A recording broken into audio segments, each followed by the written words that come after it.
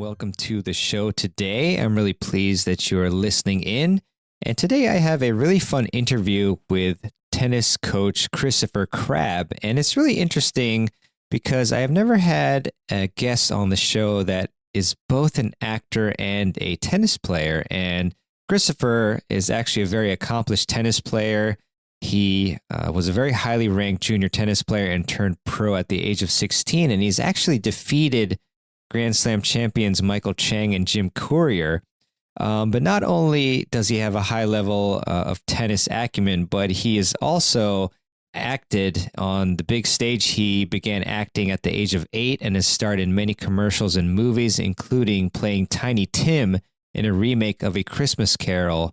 And at age 15, he began filming the CBC/Disney Channel television series Danger Bay, which ran for 6 seasons as Disney Channel's #1 show that aired in about 80 countries.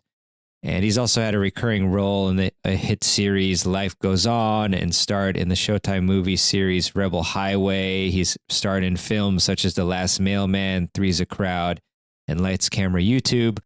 So really cool stuff. And what's really also very cool about Chris is that he has an incredible rolodex of clients that he coaches. His tennis students have included George Clooney, Alec Baldwin, Robert Downey Jr., Kevin Kline, Elle Fanning, Steve Carell, Pete Wentz from Fall Out Boy, Dakota Fanning, Jeff Probst, and many others.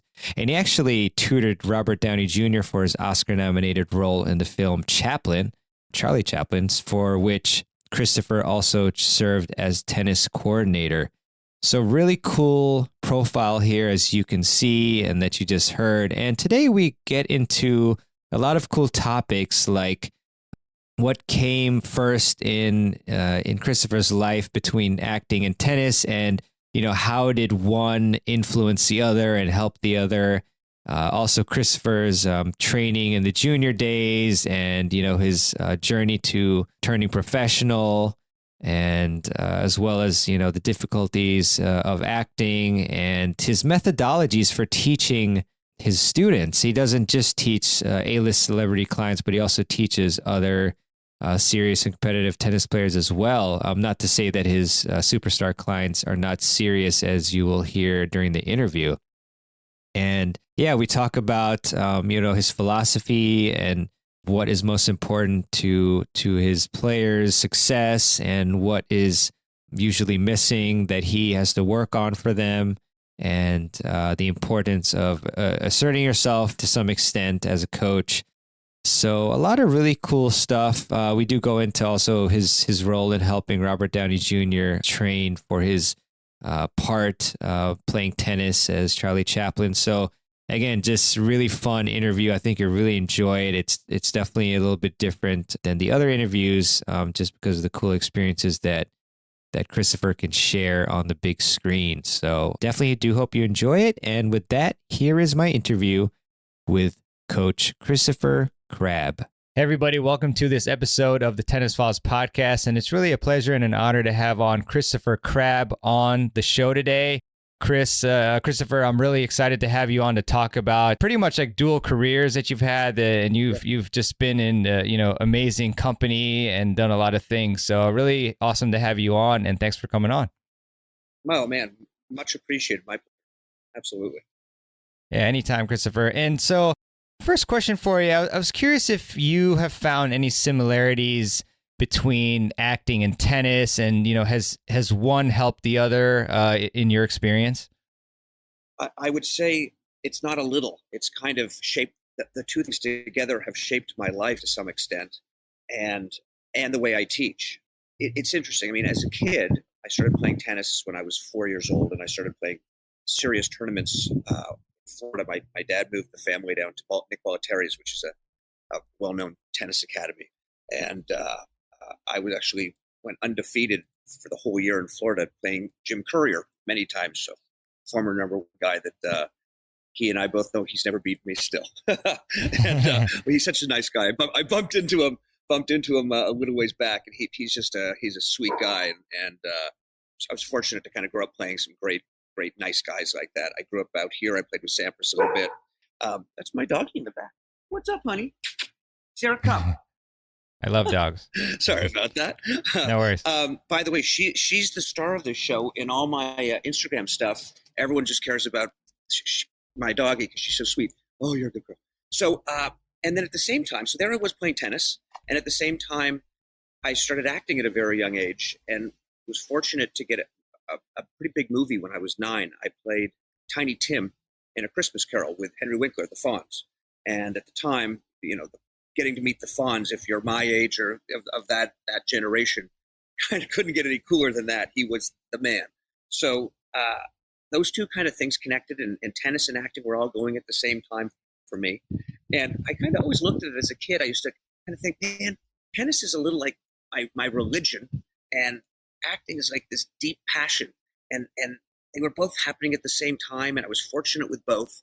And in the end, when I started teaching tennis later on in life, after I did a TV series for a long time in Canada, and when I started teaching, the two things merged together. And one of the things that always bothered me as a kid taking tennis lessons is my pros would feed balls, and I'd hit a lot of balls, and they'd work on my technique, which was great. And then I'd go out and play, and it was nothing like being fed. And they didn't come to my matches. They didn't coach me at matches. And there was this huge disconnect. And I mean, I've taken a zillion tennis lessons. So anytime, for instance, I take on a new student now, the first thing I always ask them is I say, okay, you've been playing for X amount of time. You've taken lessons. And they'll say, yeah. I'll say, how many years lessons? I'll go 5 years. Okay. How often has your old coach ever seen you play a set? And they always kind of look at me strangely and go, well, really ever? Maybe I played them a set. I go, yeah, that's not playing a pro, pretending to play at your level is not playing a real match. So I'll say, you took lessons for 7 years, and your pros actually never play. That's insane. How can a coach, yet that's exactly my experience growing up all through the juniors. And I joke with them, I'll say, wouldn't it be funny if we asked Federer's coach, how does he look in the matches? And they're like, oh, no. I don't go to the matches. I just feed him balls on the back courts. It's insane, right? I mean, so here I am. I have this blue court that I can teach at. And a huge part of what I do is I'm having people play with each other and playing in competitive situations. And what's kind of neat during the whole COVID thing, it's obviously COVID's been this horrific thing for everybody, but sometimes you hear good stories that come out of it, which is always nice to hear. And it's always great when there's some sort of inspiration in things. And for me and this group of family that I teach, we became closer when I started teaching here at my house. And I started teaching my house right around when COVID happened. It was just kind of this weird, I had taught in other places, and I bought this house and I made this blue court, and this kind of whole thing came together. And we all became closer and more of a family than it had been in the past. And it's really kind of been magical. And so a lot of what I do is people are playing with other people. And it's tough because when you do a normal lesson and you just get fed balls, it's like a fantasy world. Oh, I'm hitting better. Oh, you've showed me this new thing that's going to make me better. It's going to be great. And the reality is, as we all know that have worked on anything, when you work on something new and you go to play, you're a mess. You're working on new technique stuff. You don't go play better. You play worse if you're actually trying to do this new technique stuff. And one of the things that I get to do is I get to work with people through that toughness, that difficult period of trying to transition into old technique, into good new technique. And at the same time, teaching them how to win matches. Because you don't just know how to win a match. People don't know what a big point is. They don't know. It's amazing. Again, people that come to me, I'll ask them simple questions that you would think most tennis players would know. What's an unforced error? What's a forced error? What's a winner? And they've taken lessons from them. They have no idea. Like, it's amazing. So people always go, would you tell me all this stuff that no one's told me? And I go, I'm fortunate that I can do that, but in reality, I can't believe no one else has told you this before. And I say to them all, if you just turn on a tennis match, everything that we're talking about, that's what the announcers are talking about the whole time. They talk a little bit about technique, but for the most part, they're talking about weakness here, big point here, break point this. Again, you'd be amazed how many people play tennis and don't really understand what the whole break of serve is about. People that just kind of play for fun don't realize that if you're watching a professional match and there's a break of serve, the odds of the person with the break just to win that set has gone up astronomically. They don't realize that they're watching that. They just kind of think, oh, it's just another game. And it amazes me the stuff that I get to work with all these people and kind of grow their tennis lives. And as I said, it can be tough. And it can be because we're playing real matches. And all my students are very serious and very competitive. I don't really kind of take on students and it's not a level thing. I'll work with all levels, but I work with people that are into it and really want to get better. And I tend to want to make a plan with them to get them to be the very, very best that they could possibly be. I don't look at amateurs or adults and go, oh, you're an amateur and adult, you're starting, oh, whatever, we'll try it. I'm like, hold on. How good do you want to get? How good could we get you? And for me, that's going back to the passion and the religion and all that stuff. But that's what gets me up in the morning to teach tennis, not to just feed people balls and go, good, good, bad, bad. And if you talk to my students, they would tell you I'm tough on them in many ways. And we joke a lot about how dumb could you be? I've told you that 1,000,000 times. But it's fun, but it's fun, but it's also there's a seriousness that I'm pushing them. So yeah. So getting back to your original question, they've really merged a lot because what I guess I didn't say is acting is about working off the other person. Acting isn't about being a robot and knowing your lines and just saying. The whole thing is it's this give and take between two people. And with great actors, you can go see them do a play and one night you see the same actors do it the next night and it's different. Like, oh my God, because they're different that day and they're working off their behaviors. That's what tennis is. And I joke with my students that we should probably change the name of tennis to watch because amateurs don't know how to watch their opponents and any good. Yes. That's the whole name of the game. You already, I mean, tell me a little bit about your tennis. So I'm curious. Tell me about yours. Yeah, thanks, Christopher. I mean, there's first off a lot of great nuggets in there that you're talking about. I mean, the biggest questions that I get routinely are, why can't I play as well in matches as I do in practices? And, that's a whole progression that you talk about where, yes, first you can start with the drop feeding and all that and games and stuff, but then you want to integrate that technique change or whatever it is, into gameplay and then practice sets and then, in the match. But yeah, I mean, I played for a while since I was like 7 or 8, and then I played all the junior tournaments, and highest I got was around number 7 in the Mid-Atlantic and 200 in the country in the 16, so that was pretty good. And I played Division I tennis. Rock solid. Yeah, no, I appreciate it. But yeah, it's a lot of lessons learned. Yeah, I mean, yeah, man. Yeah, a lot of lessons learned. Did you have any coaches? Did you have any coaches early on that were? Well, first of all, did they come to your tournaments sometimes? I had a few, but it's tough. I had them come to. They came to a couple tournaments. I mean, one of them came to like a super national in Rockville. That was great. But yeah, for the most part, they didn't. I had some coaches who were really passionate. I had others. Busy, right? Yeah, exactly. And I had others that maybe weren't as passionate that we were talking about. But I mean, that's why I can really appreciate. I can easily sense the passion that you have for your players, and it's really interesting to hear too. Because I was wondering. You obviously are really, geared toward getting the most out of your players' potential. Is that the case with like all of your clients? Because I'm wondering. I mean, you obviously have so many superstar clients that I mentioned in the intro. So, are there some that you teach where they tell you, "Look, Christopher, I just want to enjoy it and have fun. I don't want to compete," or are they mostly like trying to get better and they're really passionate? Yeah, it's a great question. The latter. They're trying to get better and really passionate about it. I attract that kind of student, and if sometimes I'll get a student that's maybe not quite that, I already have my secret little devious plans to slowly try to work them into becoming more intense and more serious about it. But no, for the most part, I just that's the kind of it's pretty rare for me to work with someone even just once a week. I'm usually seeing people multiple times a week. And they're all pretty dedicated for sure. Yeah. I mean, Steve Carell, who did a tennis movie playing Bobby Riggs, Hmm. who worked with pros for all that. He's one of the sweetest individuals I've ever met, honestly. And people always say that about, oh, this person's so sweet. Steve is just a heartfelt gem of a man, and his wife Nancy, who I work with a lot, also. She's Nancy was on Saturday Night Live for a couple seasons back at I think the '90s, and I remember her on the show.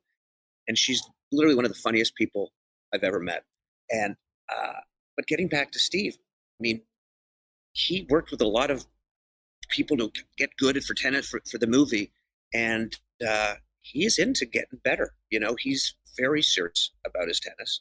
And Nancy, who plays more than him, and I'm going to throw him under the bus. Nancy's better than he is. Sorry, Steve. Nancy's literally one of my best students. I mean, she's I would say at minimum a real 4 or 5, and she played all her life as a kid, and she is focused and crazy smart. I have a little thing with my students that just started, I don't know, like a year ago, that my students that have the combination of the point in their level where their strokes match their understanding of the game, I'll tell them that you have a green jacket. Like I've as in like masters, they have golf, they have a green jacket. And it just kind of came out one day. I said, Nancy, you've got a green jacket. She's like, what do you mean a green jacket? I said, like the Masters, you've won the Master. You, and it became a thing. And people are like, when do I get my green jacket? I'm often with people, I go, you're not near getting a green jacket. And this is the honesty I have with my students. I don't BS with them. I've got a student incredibly good. Doubles wise, she forgets a couple strategic things and a couple positioning things. And I say to her each week, the day you correct that, it's the day you'll have your green jacket. We joke about it a bit. But yeah, Nancy's fantastic. Steve is great. My other student, who I would say is my best male student of all time, is Pete Wentz. And he's our journey together is kind of funny. I taught his son Bronx. I still teach his son Bronx, who's a sweet kid, a little lazy sometimes, but he used to. So Pete would come to Bronx's lessons, and Pete would come in jeans, and he was a rock star. He'd come in, but he played as a kid, and he never tells anyone this because he's a very modest guy, but he played very serious soccer, which I literally didn't find out until a year ago. But he played some serious soccer, and he is a super fast guy on the court. And he used to come to Bronx's lessons in his jeans and black T-shirt, and he'd have his racket. And I'd say, Pete, you want to hit a few? And he's like, oh, yeah. And I'd feed him some, and we'd hit a little bit. And one day I said to him, because he's pretty good at the time, I said, dude, I don't get it, man. Like, can you not afford tennis lessons? What's the deal? Why aren't you practicing? And he just hadn't decided to really kind of commit and pull the trigger. And that was probably maybe 3 years ago. And he is my most improved male student probably of all time. And again, going back to the green jacket, it's the ability to have your strokes and your understanding of the game, everything firing at the highest level for you. So again, I have a couple of students that have only been playing 3 years, but they have a green jacket because they started with me and they understand the game better than people that have played for 15, 20 years. They're still maybe only a 3-5, but they get it all. They're putting it all together. I mean, as we know from many guys, let's take Safin, that we know that he certainly had most of the elements there, but the mental game, I mean, he joked about it, right? He'd say that there was the good him and the bad him. And we know that if he'd had that together, God only knows. I remember when he crushed Sampras, I think it was in the finals of the US Open. It was like, yeah, who is this guy? I mean, wow. But he couldn't, so he needed to keep his green jacket head together, which he didn't keep together. But anyway, so yeah, Pete has really dug in. And again, I think COVID has been a time for people like him that couldn't go out on tour. His tour was canceled, that the tennis became really the thing that kept him going.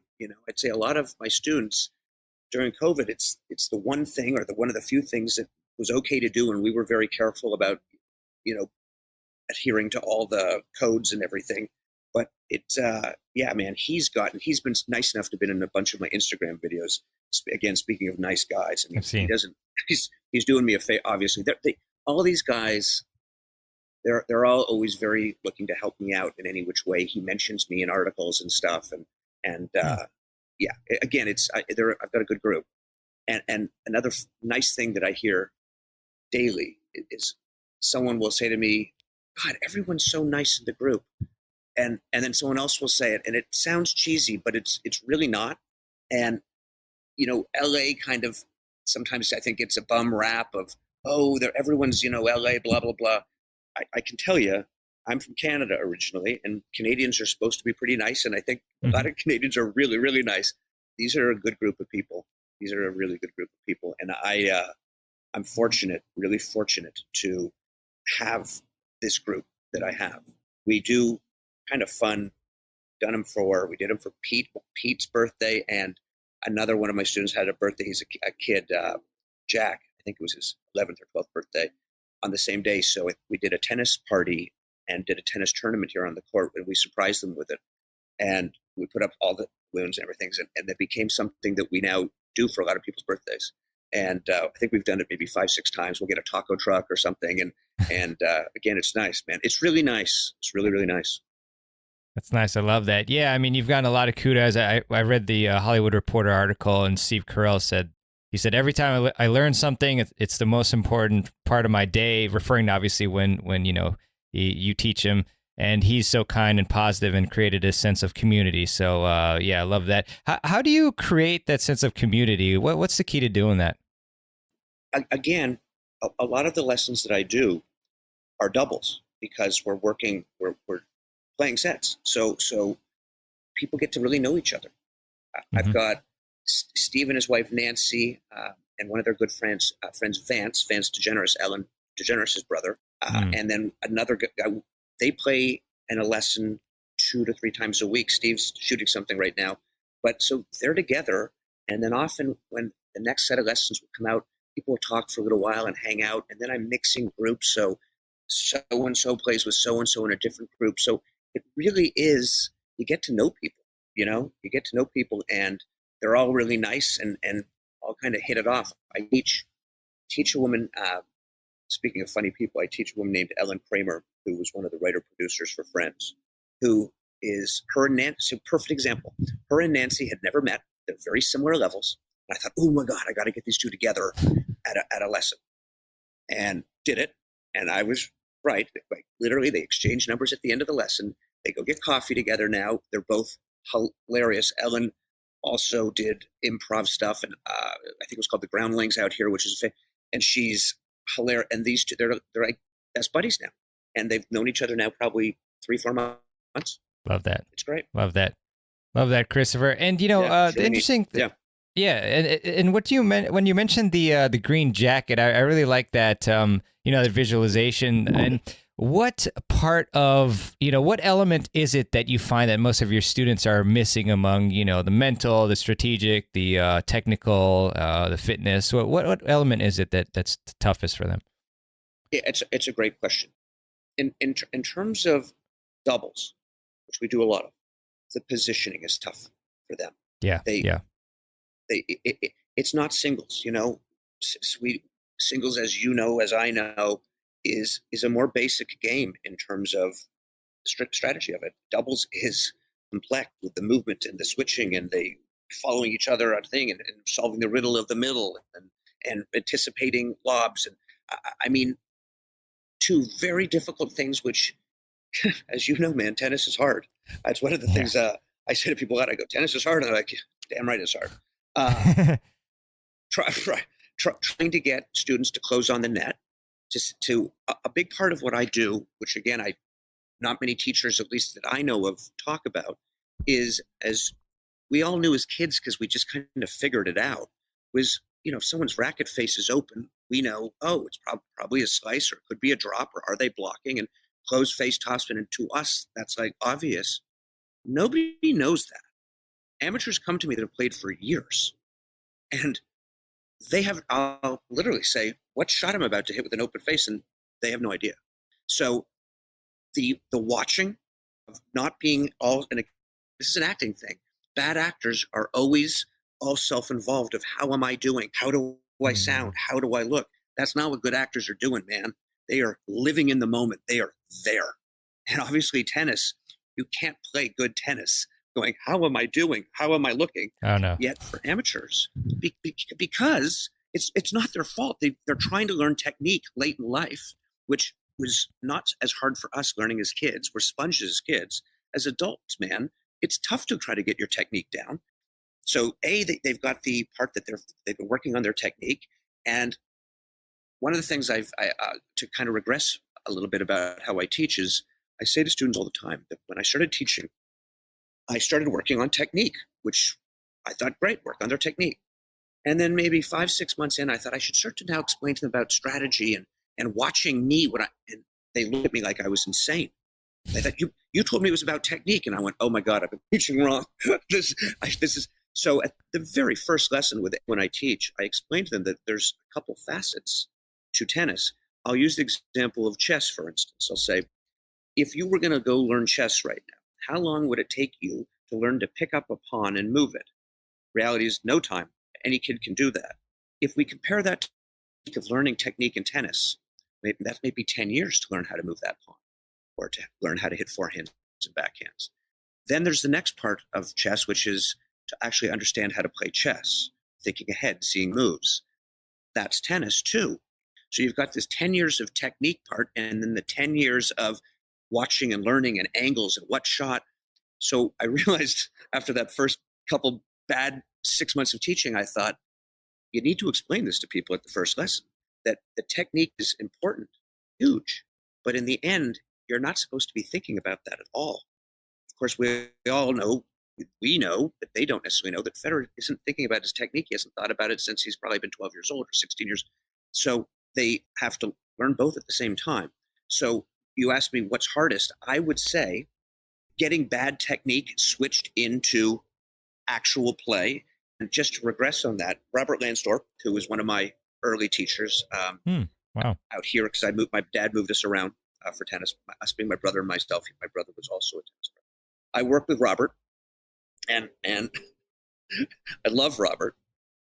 And boy, was he tough. And I remember kids would come off the court crying because he was tough. But for instance, he always felt that I opened up, or I did as a kid, I opened up my shoulders real early on my forehand. And he would, at the lessons, have me hit it not so open. I would do it. And then even during our little clinics that he used to do, Jeff Tarango was one of his students. Tarango was older than me. And he'd say, Tarango, if Crabb opens up his shoulders, he's going to run, blah, blah, blah. And all of that was great. But here's the problem. I'd leave Robert's court at West End Tennis Club in Torrance, go to play another junior, and go right back to hitting my forehand the way I was hitting it because I wanted to win. Yeah. So again, when I started teaching, I realized, how do you actually get people's technique from out of the bucket in a fantasy world in reality? And again, one of the things is, I'll say to, for instance, I'll say to a junior, I just had a young boy who really wanted to get developed his one-handed backhand volley, not the two. He's young. It's hard for him. But I know, and you know, that none of the great volleyers volley with two. And at least back in my day, they'd let you hit two-handed volleys, and it was a bit of an ugly situation as you got older and trying to figure out, am I a little two-y, am I one? So he would go to play and go back to his two. And I said, okay, here's our little solution. Every time you hit the two-handed volley, you lose the point. That solved that problem, right? He hit one two-handed volley. I said, point's over. He never hit another two-handed volley again. So a big part of my technique stuff is I make you do it while you play. And the best way to make someone do it is just take the point, because we know the only reason they're not doing this, they so badly want to win the point, so they go back to their old technique. So getting technique is super hard, but we get it done. And then again, going to the positioning and really understanding, I'm getting, someone will learn to close on the net by learning to watch the racket face and seeing, is your opponent committed to topspin? Do you think their blocks, whatever it may be. So again, that's hard for them because they have trouble watching the opponent. And then as they get that down, let's say they start to close on the volley, then they have big trouble forgetting that they have to reset off the net. So, it's just kind of like piece by piece, you work it through. But in something, going back to Nancy, because again, she's a damn good green jacket. One of the things that she's worked on is, I don't know how many times teachers have heard students say, we were winning our doubles match, and then they started lobbing. And people don't know what to do when a defensive team starts lobbing. So one of the big things I work on with students is, whenever someone lobs in doubles, usually at that level, a lob comes back. And people, of course, the lob goes in, and people, you can't blame them. They get excited and they want to get close to the net. But now the lob just goes over their head, and they've got to switch with their partner, and blah, blah, blah. So one of the big things I explain is you have to realize that lob's going to create lob. And if you hang it on the service line, yeah, you're going to get an overhead. And Nancy, who has a big serve and a big overhead, took that like a fish to water, where as soon as she went back and did it, she had an overhead and spanked it at the net player's feet, and green jacket. A lot of students, it's just hard for them to get that stuff. But again, to me, I can only speak from what I've seen in teaching through the years with other teachers teaching and people coming to me. People just don't work on this kind of stuff enough. And going back to, how do you win a match? How do you get, and then talking about nerves. I get to talk to people about nerves all the time, and ways that helped me through nerves, and ways that maybe through mantras, different things. Again, but you don't get to do that with them if you don't actually get to see them in that position of being at 5-all in a tiebreaker. So we cover it all out here on this crazy blue court, and it's as you can see, it's fun for me. The idea of just feeding balls, and that's, again, I don't mean to be mean to other pros, but what also blows my mind, students will come to me that have taken lessons for X amount of years. They don't know anything about the game. So I at least would go, oh, then their technique's going to be great, right? You spent all your time, and their technique's not good. I'm like, what were you doing for set? And the thing is, I'm a big advocate of, when I say that to someone, I can see they get a look of like they've done something wrong. And I go, hold on. It's not you. You weren't the teacher. I'm a huge advocate of, if you go to a therapist for help, or if you go to a tennis teacher for help, or if you take your car to the mechanic, they're the ones that are supposed to know. You're trusting in them to know. And it's not, if the car's not right, you shouldn't feel guilty for that. So I believe it's always the tennis teacher's job to fit the student. I don't teach a 6-year-old sweet girl the way I teach a tough agent who's a bit of a hard head. And I'm like, dude, that's not going to fly out here with me. Listen, I know where you work. You're in charge. You're on a tennis court now. You don't know what you're doing out here. And if you want to work with me, you're going to let me run the ship. And it's amazing how setting boundaries like that with people, and it's part of when everyone says to me, just being honest with you here, and when everyone says how sweet everyone is, a little bit of that is me training, that I don't allow people to run the show. And so they get their best selves get to come out here, because they kind of have to check their ego at the door. And they realize that I'm pretty good at what I do, and they respect me for that. And again, this goes back to being a young teacher. When I didn't do that right away with somebody, it just would get awkward, where who's running the lesson? Who knows what's what? And that can be tough when you're working with important people. Again, my group, with a little of my training, and for the most part, are just naturally great people. It's again, and I mean it, pretty magical out here. It's pretty fun every day. And I'm a bit of I have fun with them. I'm a little nutty and kind of running around sometimes, and a little crazy. And it's kind of part of what the whole thing kind of, one of the things, it's so stupid, but pretty much every day I have, or somebody better have, trivia questions about old movies or tennis thing. And I know it's stupid, but it's, so for instance, Nancy came to, the other day and asked me, what 4 football teams, I'll ask you, I didn't know, I took me a while. What 4 football teams, what 4 football teams have never made it to the Super Bowl? And I had to really think about it. And Pete Wentz was out here, and another student of mine who is like a serious, he knows sports, and he knew right away he had to hold back. And do you have any? So this would be a normal thing on our court. I'd be like, no, man, we're not hitting any balls yet. We don't hit any balls until we figure this one out together. I won't put you on the spot. I'll let you think. Here's another one. I'm going to give you this one that Pete said to me, and this blew my mind. Pete goes up one day. We're talking about music. We're always talking about music. And he goes, you know the Beatles? I go, yeah, I know the Beatles. He goes, when you think of the Beatles, the name the Beatles, like, what does it conjure up for you?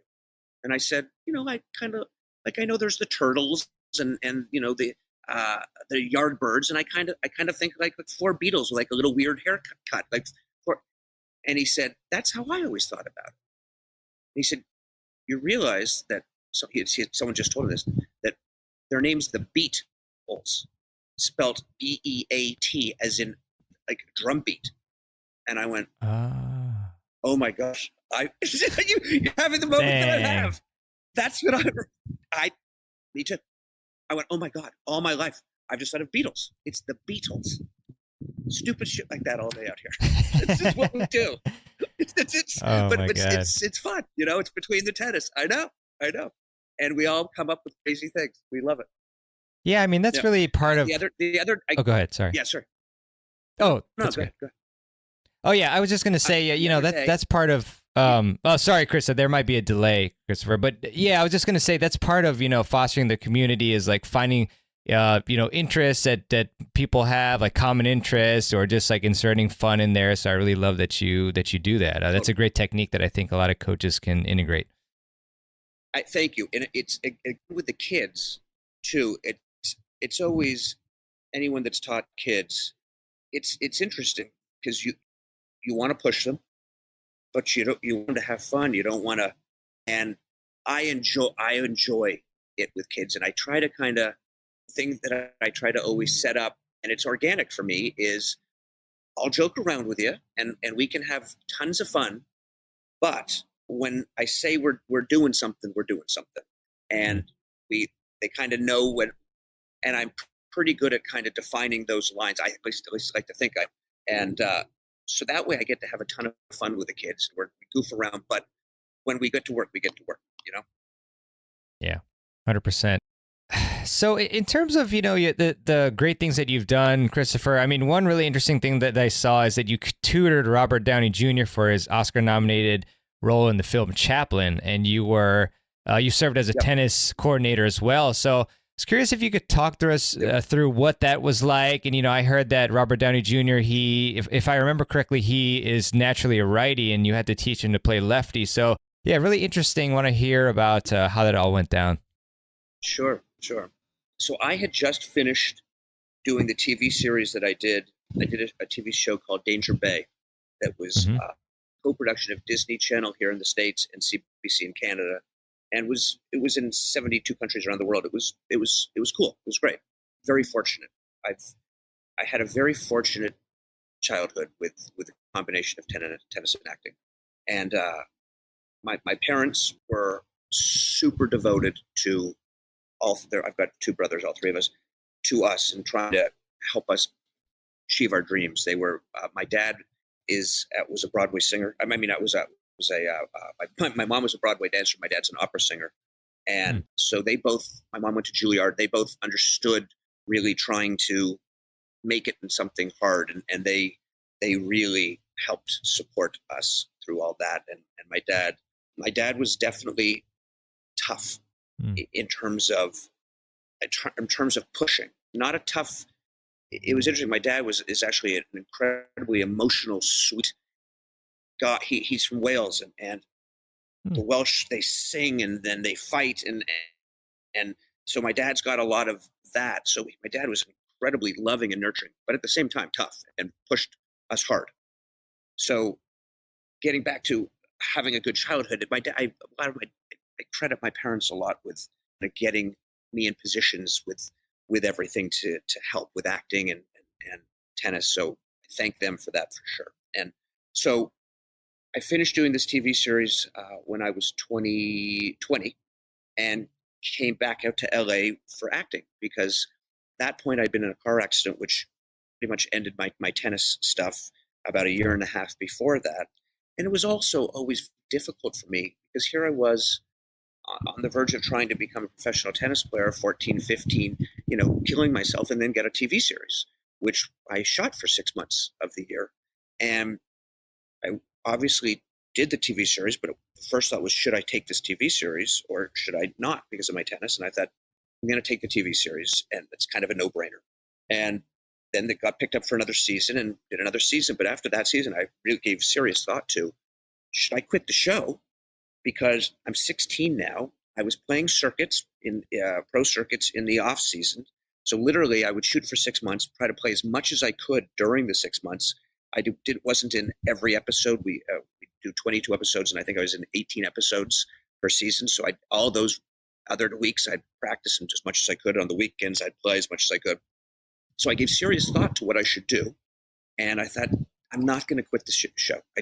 Something told me not to do it. I loved acting and I loved tennis, and I just kind of felt like my life was that way. But at the same time, I was still playing pro circuits and doing pretty well for not playing that much. And I then ended up getting in a car accident when I was 18. So that ended the tennis, which made it kind of a no-brainer, obviously. I did the series for a couple more years. And when that finished, I had managers that had met me when I was in LA when I was 19, and they really encouraged me to come out here and try to work out here.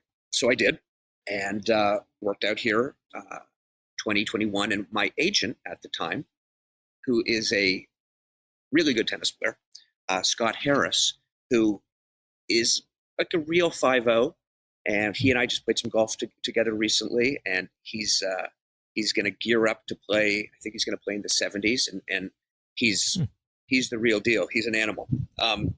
So at that time, being connected with this agency, which is a big talent agency, Robert Downey Jr. was CAA, which is the biggest talent agency, and communications through the lines of that I was this kid off this TV series who had just started teaching tennis for like a year and really knew movie sets and acting, and was also a tennis pro, that the word went out that I should be the guy that works with Downey on this. And so it got set up, and we got together for our first lesson.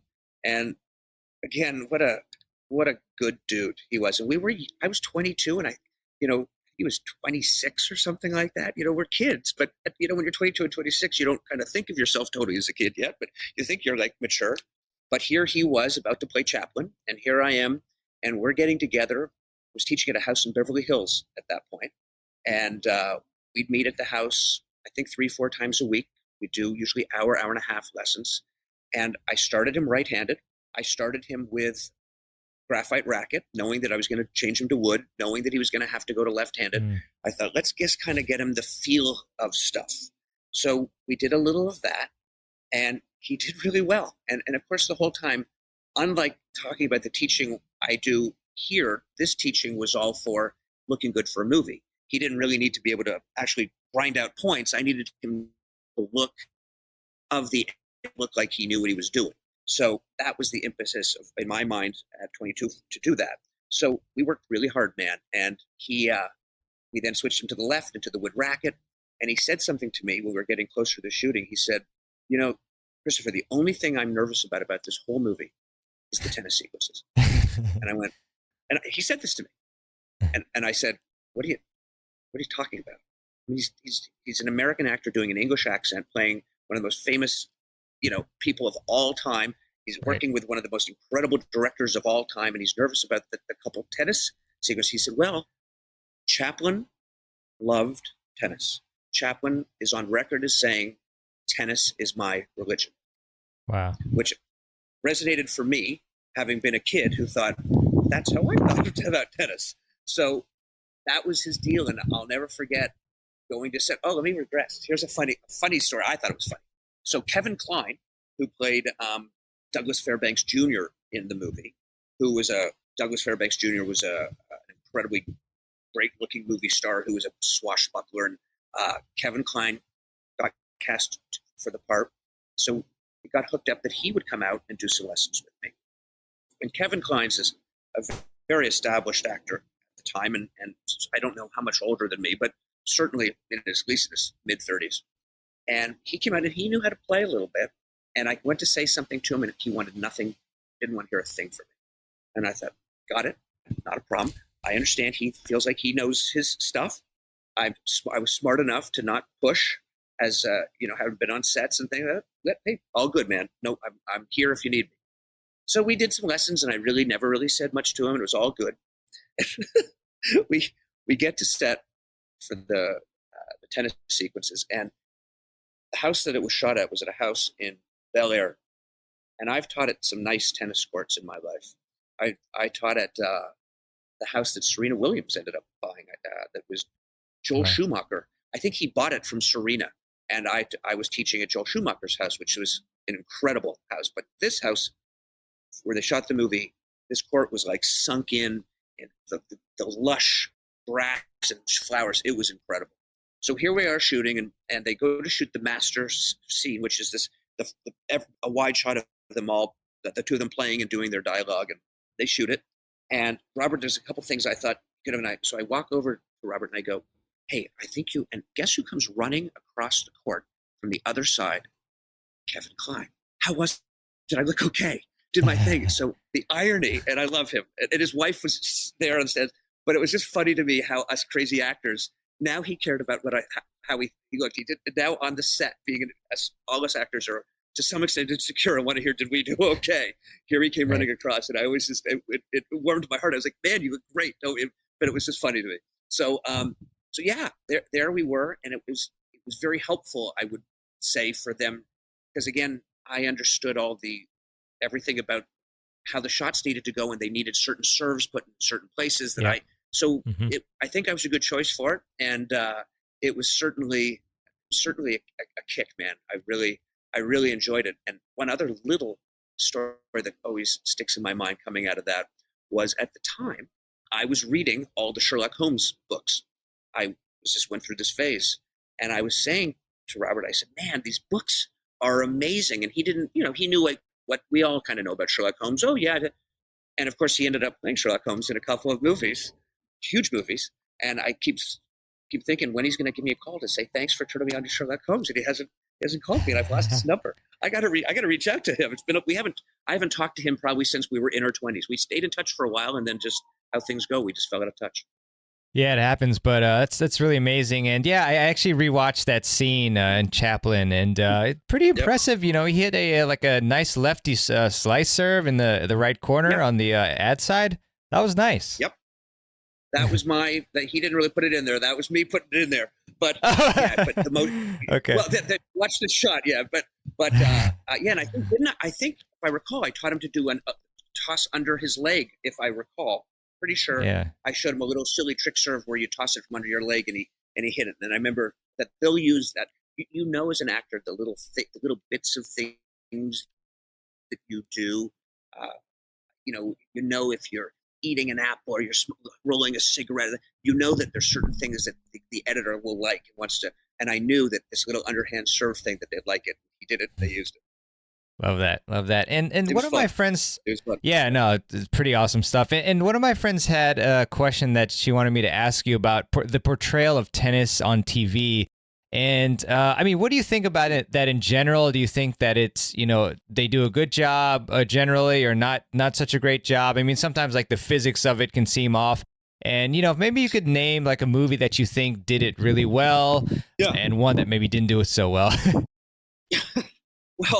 Well, during Danger Bay, the show that I did, of course, they needing 6 seasons of episodes, always were trying to pull plots out of things, and they made my character, which was always kind of hilarious. They made my character that he was a very good junior tennis player out of nowhere. Of course, all of a sudden I was playing some junior tennis tournament. We've never mentioned tennis. He's never practiced, but now again, speaking of how they portray tennis and things, it was not good. And we shot the tennis scenes for Danger Bay, and the first time they did it, the second season. When I watched it, I was like, oh man, they just make they edit it all together where, I'm hitting a serve, and the next thing you're at the net, and it's like, it's just, they've edited it together the way the editor thinks it makes it move. But the problem is it doesn't look like at any sort of point that any tennis player would go, the hell was that?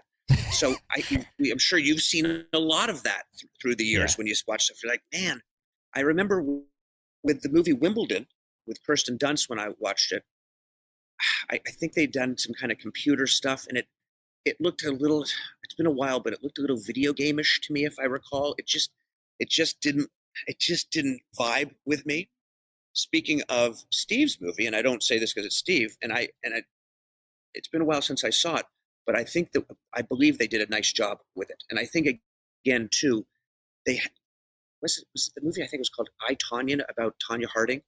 And I don't know if you saw it, but the skating stuff in it, I guess they were able to take the actress's face and put it, you thought, this is incredible. It looks so real. So I know that things have changed. And with Steve's movie, I remember thinking, oh yeah, this looks much, much better. They had some whole points, if I recall, from kind of a higher point where you actually could see the point being played out. And I thought, yeah, makes sense. What I've yet to see, and one of my students is a writer, a well-known writer in town named Ali Leventhal, and she and I decided to write a tennis thing for me.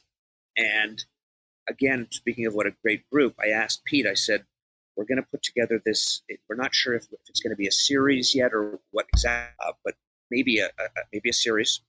And I said, Pete, we're talking about doing this thing. Would you be in it?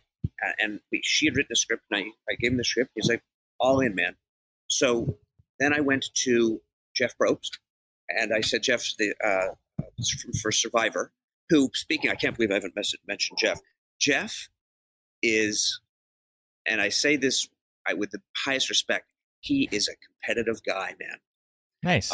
It is awesome. He and Pete play together a lot against another two guys, and it's fun, man. These four go at it, and Jeff, he's the kind of guy, I just love it. They go to their changeovers, and everyone kind of we start to yak and get a little silly. Jeff's baseline man waiting to serve, or just on his toes. He's like not messing around, man. He's not talking. He's ready to rock. And it's funny that the show he does is all about, intensity and how to win. Mm-hmm. And he was super cool. And they interviewed me here on the court for the article for the Hollywood Reporter. I did my article, my interview, and I thought, oh, okay, I did okay. And then they sat down to interview him. Obviously, the guy's been interviewed 50 cajillion times, and I sat there watching him interviewed, going, "Wow, that guy just gave the greatest interview I've ever seen." Like, he is just so sharp and so thoughtful how he connected up things, and he did it. They talked about it in the article how he mentioned that he learns stuff he's learned from tennis. He's used in Survivor, which I just thought that was so cool to have any part of that, to be in that world of, wow, that's pretty neat. Something I've worked on with him ended up on Survivor. That's what an honor. But so he's a definitely just an amazingly competitive and smart player, man. He really figures it out. But going back, oh my God, we went back to, I lost my train of thought. What were we talking about? I lost my train of thought. We were asking. Oh, no worries. I just lost my mind. We were asking. I think we want to go Downey on and the tenant. Yeah, where did I go? Anyway. Just talking about Jeff, I guess, mainly. Just so talking about, we were asking about tennis being done in shows and yes, and asking how it looks. So getting back to Ali has written this couple scripts revolving a little bit of kind of what happens out here with tennis and these people that I teach. The plot is neat. It has a little bit of a Ted Lasso kind of vibe. I love that show. What made me think of it is, yes. But what made me think of it is, you asked about tennis sequences, and I said to Ali, and again, I'm so fortunate. I mean, if we can get this show going, I have so many people I could say, hey, would you mind coming out and directing this one for me? And she has one of her good friends is one of the biggest camera operators. He's done the last Star Trek. So he's like one of the biggest deals in the world. And he said that he would probably direct one for us if we could get it done.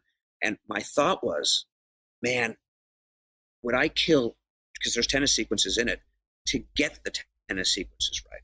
To be a part of me seeing something that I was part of that, and that's the best tennis sequence I've ever seen. And so that was what sparked it for me. I've yet to see anything that's ever blown me away where I went, whoa, they just got tennis. I mean, there's certain moments in movies when I think of The Natural, and some of the baseball sequences are you get chills. You're watching, like, oh my God.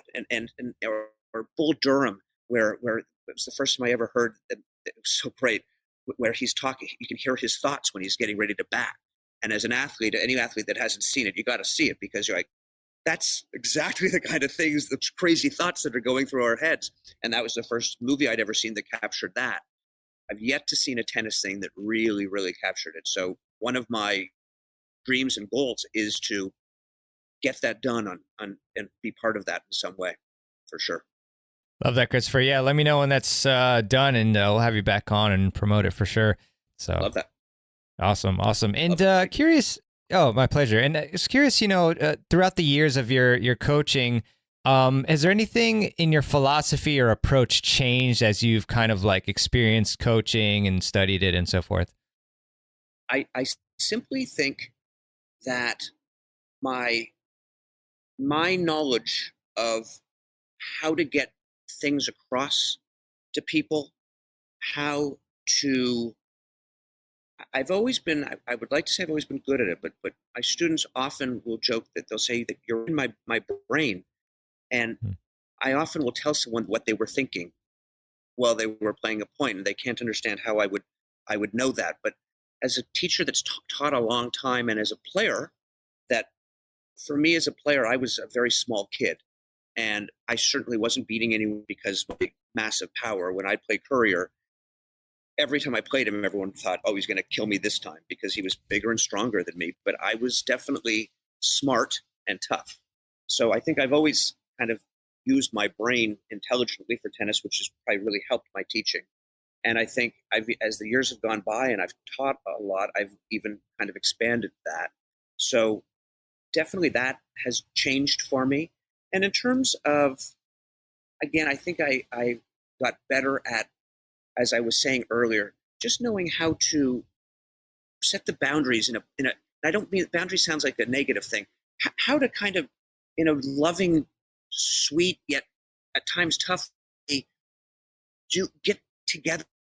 Something that I say to my students a lot that is really important to me is I've taken on later in life here golf. I'm trying to become a scratch golfer, and I work pretty hard at it. And boy, talk about a tough sport. It's do you play any golf? A little bit, not that great at it, but it's fun. It's hard, man. Yeah. So, right. So, I think sometimes teachers are like, "Yeah, I'm teaching this person a tennis lesson, and it's cool, and we'll do the hour together, and they'll go home." But if you're working with somebody that's serious about it, like for instance, I'm serious about my golf, they don't just go home. They get in their car, and they're like, "How am I doing? Am I getting better? Am I getting worse? Why did I lose that match? Why can't I get my top?" And it's a serious responsibility as a teacher. And I take it wildly serious. Seriously, it's really important to me. I can't imagine. I went through 10 golf teachers to find the golf teacher that I have. And I'm going to shout out to Brady Riggs, who's Golf Magazine's always top 100 teachers in the United States, and works with great pros, and he's a genius. And we actually did a couple videos together. But he's a different level teacher than anyone I had worked for, like not even close. And if he didn't give me all he had at the lessons, I wouldn't be working with him. I take it seriously. And again, my students are all taking it seriously. So, man, oh man, I dig in with them, and I am all about let's make this team together, and let's take you as far as you can go. And I'm passionate about that, and they know it, and it's what makes it fun for me, and it makes it fun for them. So that I think that part through the years has grown for me, where that as I've gotten older, and maybe it's because a little bit my golf, I always cared, man, did I care, but there's something a little different for me now, where it It means a lot to me. It means a lot to me. It's their tennis lives. And I say to them all the time, I know if I asked you, or if you were out to dinner with a friend and they said, tell me, the 5 most important things in your life. I know that they, of course, would say their family and their loved ones and their health. And tennis would probably be in that top 5 of things that they love, for sure. That's why they're out on the damn tennis court 4 or 5, 6 days a week. They love it. And they being, to me, all students of tennis, that they deserve the best. And sometimes sometimes it frustrates me. I've actually sat across where I used to teach. Oh man, it was tough for me. I watched this guy teaching a little kid, and the mom was there, and the little kid was hitting. I think he was hitting, if I can recall, he was hitting right-handed forehands, and his grip was backwards on his backhand. And so he's got his right. So literally, the guy's feeding him ball after ball. Dang. And I'm like, crazy. Oh man, it's crazy. And I'm like, do I go tell them? I mean, how much money? And I couldn't help myself. And I walked up and I said, let me first just check. Is your kid right-handed or left-handed? Let me make sure, see what's going on here. She looked at me and she said, right-handed. I said, so, and she said, his hands are backwards on his backhand. And you might want to mention that. And it's a common thing with kids. They forget. They get there, but this teacher's for 20 minutes. So again, it bugs me. I wish for everybody that they had good teaching, and it's something that as I've realized more and more, I get a lot of students that will tell me, yeah, no, I'm not a good athlete. I was never good at anything. And I tried taking tennis lessons when I was good. When I was a kid, I was no good. And I watch them and I go, let's go find your old tennis teacher and strangle them, because they're wrong and they clearly didn't teach you well.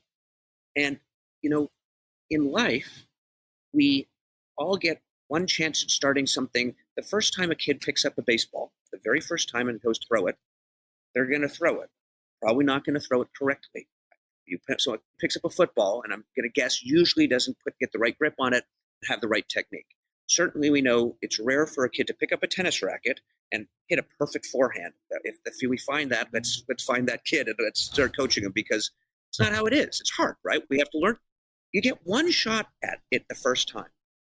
And a lot of teachers in a lot of sports teach it wrong the first time. And it pisses me off, because I feel bad that you get these kids that go through the rest of their lives thinking that they weren't a good athlete, they weren't a good this. And so often, and that's why we know that the teachers in schools, you hope that they're teaching your kids, because you hear certain kids, I love this teacher and I love this class. And so I guess I'm getting on my soapbox about teaching is a big deal. And I guess my point is, the more I've taught, the more I realize that it's a big deal for people and their souls and their lives, and everyone deserves the best on it. And certainly I do my best to do that for them. What can I say? Yeah, I love that commitment. I mean, like you said, it's just so important. I mean, the impact that the teachers have on the students, coaching. I mean, if you set them up with the wrong grip, all of a sudden they're going to use that grip for like 10 years until like an actual good coach will say, hey, what are you doing? And all that. And so a lot of years lost potentially with that. And also, if you make a negative impact, they may hate tennis because of the way you have taught them and stuff. Obviously not you, just a certain coach or whoever, but huge responsibility. So I appreciate your, commitment to it. It's awesome. Nice to hear you. It's because that's it. It's nice to have that reflected back. And it's always nice to speak to someone of like mind that it's like, yeah, man, it's a big deal. So yeah, absolutely. Awesome. Thanks a lot, Christopher.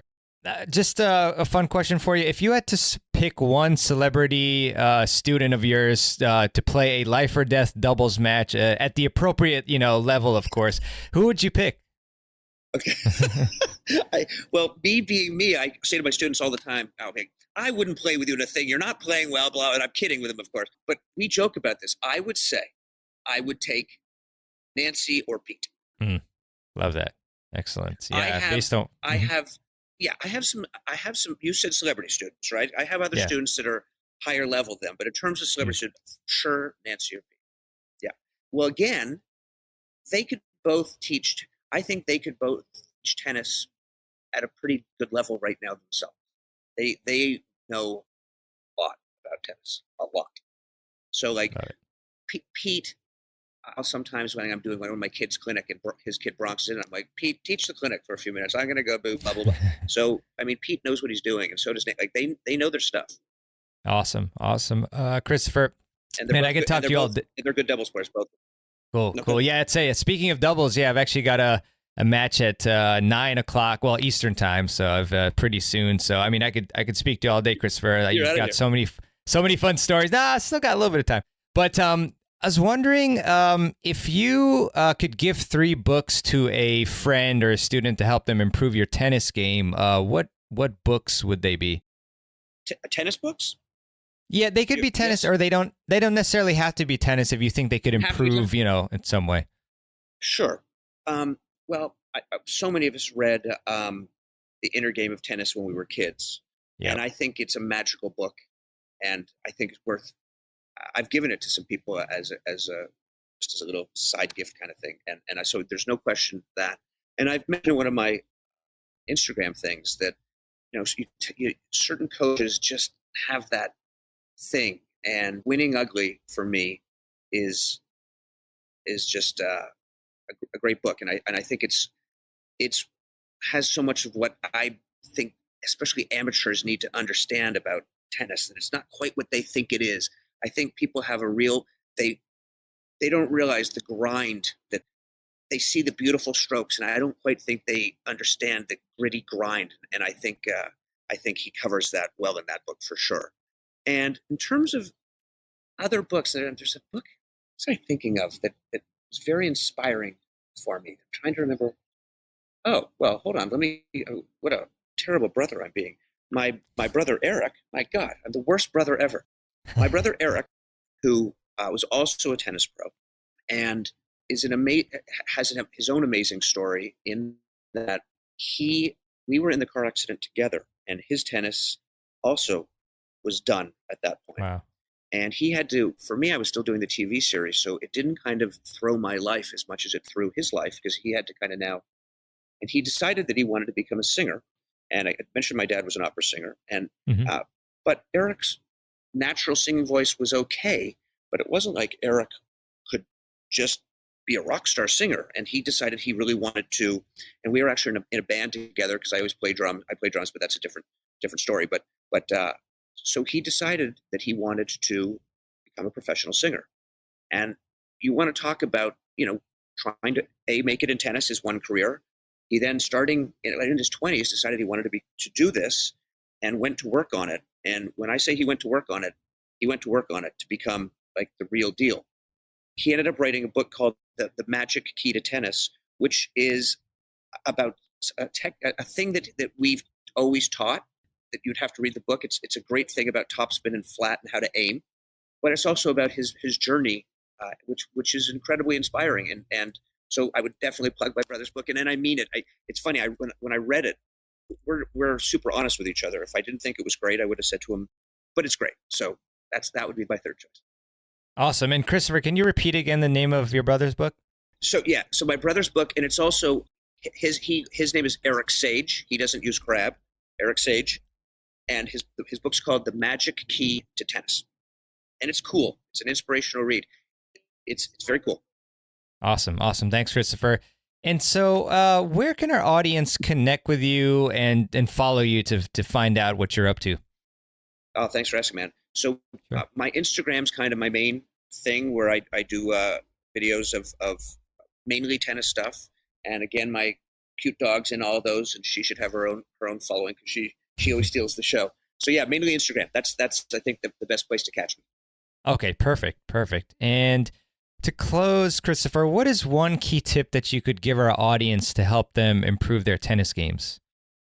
I would say that, going back to me saying that we need to change the name of tennis, at least for my students to watch, I would recommend, when people that are into tennis watch tennis on TV, start to, for instance, pick one thing. So, for instance, if you were going to just watch one player's footwork for a game, it could really be helpful to start to realize how much pros are moving in split step. It's so fast. people don't know, it's a blur to them. I would really recommend that to help their games to watch certain things. If they could, for instance, if they know the difference between a topspin ball and a slice ball, to really watch and go, I'm going to watch one of the players the whole point and watch and call it out. That's topspin. That's that. Oh, they sliced. And again, for certain higher level players, they're going, obviously, I know that. You're not involved in this. You know how to watch. Good for you. You don't have these. But for half the world playing, they don't. So you can glean a lot from watching. But again, not by watching the whole thing. You got to pick one little thing at a time. You don't have to watch the whole match like that and not make it fun. But it can be fun if you kind of just check out. Or for instance, I'll say to someone, just watch one of the player's serves motions. And I'll explain to my students that some players drag their back foot, or some keep the platform, and just kind of check that out. And the other thing is, I would recommend listen to the announcers. So many things that tennis people come to me that tennis pros have told them, I think, where did they get that from?